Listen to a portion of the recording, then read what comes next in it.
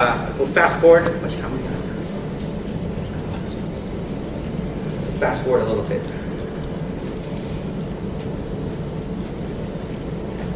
Okay, so we'll fast forward to how much debt. We're talking about the bullets. We'll fast forward to how much debt. How much debt that has really increased. We have our event at the Las Vegas Investment Club. If you guys want to keep up with this stuff we talk about, you can go to Las Vegas Investment Club and you can, we streamline some of the meetings. And then we also do our monthly newsletter. And it talks just about the Las Vegas real estate, also about the world economy. Basically everything we said, it's happening, it's going to happen. It's easy to predict now because it's all financial engineering.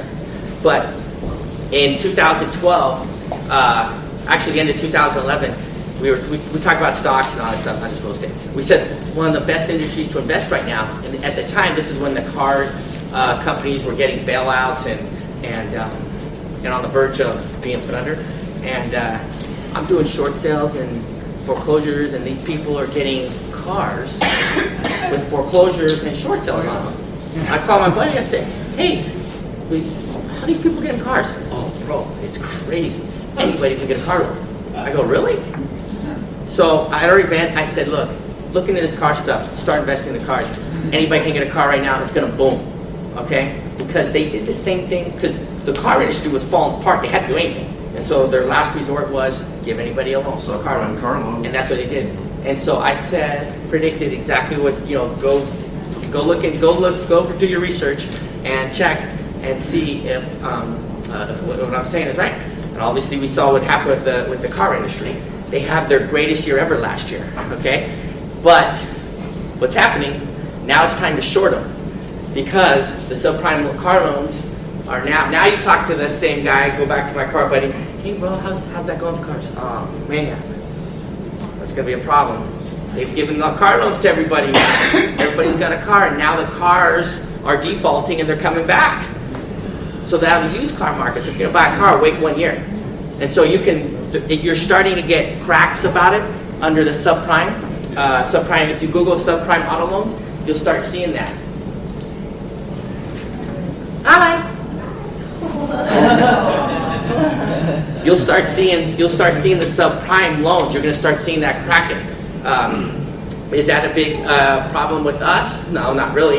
But it's going to hurt the car manufacturers because now all the people can't buy the cars because they can't get these loans for no reason.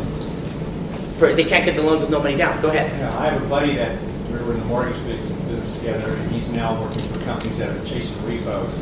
And I call him twice a week to find out what their volume of repos are doing. He says it's at an all-time high. That's right. It's just unbelievable. He says, and this was all the new cars that they bought 2 or 3 years ago. And now they're picking them up off the street. The guys can't make their payments anymore for some reason, and we don't know why. Yeah, because trying to figure out why you getting all this quick water back. My buddy bought a Hyundai, no job, no money down, 7-year loan, $320. Oh, okay, $23,000. That's it was the same. We're saying, and like you said, I agree with you. We're saying, geez, we're doing the same crap with homes, right? Right? Angelo Mazzillo now he's working for GM. And speaking of GM, if you want to know another bigger scam, how much did we give them? $25 billion, right? You see how much taxes they paid us last year? The United States got $5 million in taxes from GM. You know how much China got from GM? $908 million, almost $1 billion. Yeah. How'd that work out? So anyways, and how much of an impact is that? There's $1.1 trillion in car loans. That's the most ever. 1.1 trillion with a T in car loans. It gets better. $1.2 trillion in credit card debt. Okay? What's the most debt? Besides houses, of course. That's right. $1.4 trillion. More student loan debt than credit cards are cars. Yeah, you can't get rid of them. They're serfs. No wonder why these kids want all the free stuff, right? They're pissed. You go to school, you get all this debt, we'll get you a job for $50,000. Well, I got $250,000 in school debt, okay? And then you're not going to find a job. What's that? What millennials? There's plenty of jobs out, and for what? A generalist? I mean, everybody needs to watch the documentary called Ivory Tower. Everybody familiar with ASU? ASU has built a luxury, ASU has built luxury towers, right? Like Trump Plaza over here and the Turnberry, to bring in out of state. Well, they've all done it, not just ASU. To bring in out of state students because they get $25,000 more per student, and they're enticing the kids not by their education, but by their party life. Seriously, you get 25, and why is it going up so much? Because it's free money. The government's giving them free money. Anytime you give somebody free money, we'd all be doing it too. Charge as much as you can. Do you know how much it costs to go to USC now? 1 year. Close. 50,000. 50,000. No, that's just for tuition. If you live there, if you live on campus, you're 70 grand. But just tuition. Tuition's $50,000 a year, and if you live there, it's 70. And guess who's paying it? We are. That's right. Now, last year, I think you brought up about how if foreign money came in, and I think it was China who brought it up to us last year, they invested $1 million in our economy. They would get the visa, so they had their kids. That's right. Cool. Right. So now you establish revenue, so they're just working the system. Right. Now I want to get at, how are you staying, because this is all doom and gloom, but how are you staying the number one agent out here? What are you doing? Well, all this information, because I'm going to get to that. All this information, realtors are a commodity now, okay? They changed us to a commodity, okay? I don't believe it or not, that's what it is. You can ignore it or you can face reality, okay? We're a commodity. That's it. If an agent that's been in the business 3 months does the same thing I do, and I've been doing it for almost 20 years, okay? How do you differentiate yourself? By knowing what's going on, by being able to predict what's going on and have an idea of telling people what's going on. Why? Hey, so when they're looking for a house, right, they can call anybody they want. Well, Steve, why can't I find a house? I just told, right here, this is why, okay? And then you just build a relationship with them. Nobody builds relationships with them anymore. We'll get to that. Got me off track. So then, the student debt of 1.5. The reason why that's so important with student debt, well, everyone says how the millennials are going to buy houses. BS. Millennials aren't going to buy houses. They already got a house. It's their student debt. So how is a millennial going to buy a house? Right? How are they? So the millennials that have decent jobs, okay, the few that have decent jobs have so much debt they can't afford a house anyways, okay? And the ones that don't have student debt, they have a hard time finding a job. So how are these idiots saying, oh, the millennials, market towards millennials, Keep them. Have them. Take all 10 of them, okay? It's a joke. That's how you get hit. Everybody's marketing towards millennials. Here, have all my millennials. Both of them are right there, okay? So all these realtors are marketing towards millennials because they see how the millennials are the biggest impact on our housing market. Well, what do you? Yeah, you know what? I want to be a professional baseball player too, but you know what? I'm not going to. These statistics, these reports we see. Oh yeah, millennials are going to be the number one home buyers. How? Because and you look at the report, they said, yeah, homeownership is important to us. We want to buy a home. Okay, cool. How? Okay, these are the reports. So you're not giving them a path to buy homes. So why are you focusing on that? Focus on what the business is, and that business is shrinking because of what's going on. If, for example, hedge funds, 10 years ago, how many people, Joe, owned more than 10 houses 10 years ago? How many people? How many investors own more than 10 houses? Very few.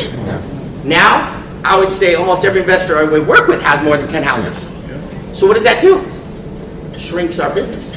Turns it into rental money. Because that 10, but when that guy doesn't want to sell, when that company doesn't want to sell, 10 houses, they don't need 10 realtors. One, right? So how do we take this information and convert it? Well, like I said, the realtors are a commodity now. So you need to get these other notes. So how much time we got? 30? 15? Give them more time. We won. So we're going to, and the reason why this information is important is because this is how you differentiate yourself from the average commodity 10? 15? So because there's a way to tell down back for you. this is how you differentiate yourself from being a commodity, is having information, because that's what the public wants. And like I said, we're a commodity now. Don't believe me? Ask any of the consumers.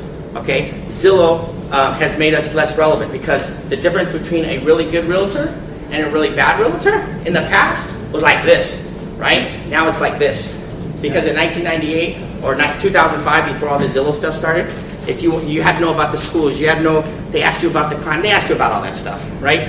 And you were the professional expert about that information. They don't need any of that from you anymore. You go on Zillow, boom, everything they could possibly want from the schools, the ratings, all that. So there's no way to build up a rapport with the people. Except for correct values. Yeah. They can find the values of the houses by looking at the little red dots on the rooftops, right? Find them on the matches. So there's no way to, and Zillow's getting more accurate on subdivisions but anyways. So there's the old way of building up the rapport, right, has gone because they have all that information. So when you bring them information like this, and that's 3 hours worth of information, then that's how you build up the rapport, and that's how you can explain to them why they can't buy a house, why they can't find a house. Eventually you're going to find them one, right? But they build a rapport with you. And Zillow now that has, I don't know in your state, but in our state it has direct access. So now the consumers now have direct access to the MLS via Zillow. So with the same thing with Realtor.com, we used to have Realtor.com. Realtor.com was number one, right? And they blew it. I mean, how we blew that, I have no idea. We don't even own it anymore. We sold it to, Fox? So now the realtors as a whole do not have a portal that we can all say, go there, right? In fact, Realtor.com, in my opinion, is less user-friendly than Zillow. They charge me more for my same stuff. Zillow at least gives it for me for free, right? And Realtor.com is supposed to be owned by realtors. So we're losing the battle on building the rapport and sending the consumer. So you better come up with your own information if you want to build if you want to build a rapport with your client. You better come up with something to make you relevant. Because if you're relying on, I'll show you this house, well, you could do okay, I guess, but eventually you're going to become irrelevant and you're going to become a commodity, and that's it. And the technology is making us a commodity unless you bring something to the game. And right now, all this information and all the crazy stuff that's going on brings you different to the game. Do you think the stuff I just covered, how many realtors in your town know this? 85% of the realtors are part-time. You know this, right? Okay? When I first started, Joe, less than 10% part-time. You could not do this part-time, right? So the part-time agents are hurting all of us because you don't have to be a brilliant anymore to sell a house. Find the house, fill out the document, fill out the document. Tell them, baby. That's right. I told you, I get the morning from out back. She's here for spring break. And like every spring break from now on, Daddy will be with her.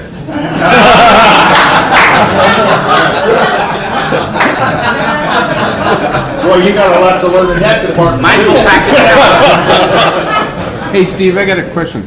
Like, I'm on an MLS committee in my area, and we took a vote. They said, do you want to let Zillow keep getting our feed and Realtor.com?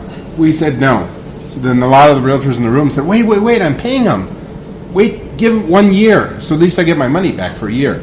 So then they said, all right, we're going to give them 1 year of feed, and then we'll probably shut it off. Why can't they do that? Nope. No? It's too late. Can't put the genie back. And here's the problem. They're going to do that in Vegas, right? And they were going to, and this happened everywhere. Don't kid, this is not, so in Vegas they were going to cut the feed off, and for that same reason. Because, look, why is somebody going to pay full price for free information? Okay? We're trying to charge them, whatever the commission is for information that they can get for free. 10 years ago, they needed us for all that information. So, okay, just cut off Zillow. Well, it's not that easy anymore, because guess what? What's the number one problem with realtors? Give away information. Well, no, we're all fractioned. We don't have one voice. That's why these big companies like Zillow and now Google with 10X are going to come in and, boom, penetrate us and blow us up, because they're going to divide and conquer because we can't have one voice. Here's what happens. So Zillow goes to the biggest companies and says, hey, ABC, I see you have the most market share. Here's the deal. If they cut us off, give us your feed, and we will give your agents special, whatever, Zillow Premium, right? Free. Hey, company number 2, we just talked to number 1. We'll give you the same deal. Give us your direct feed. So what does that do? Now all the small companies have to tell the MLS, give them the feed. So Zillow wins. So either way, the MLS has to give them the direct feed.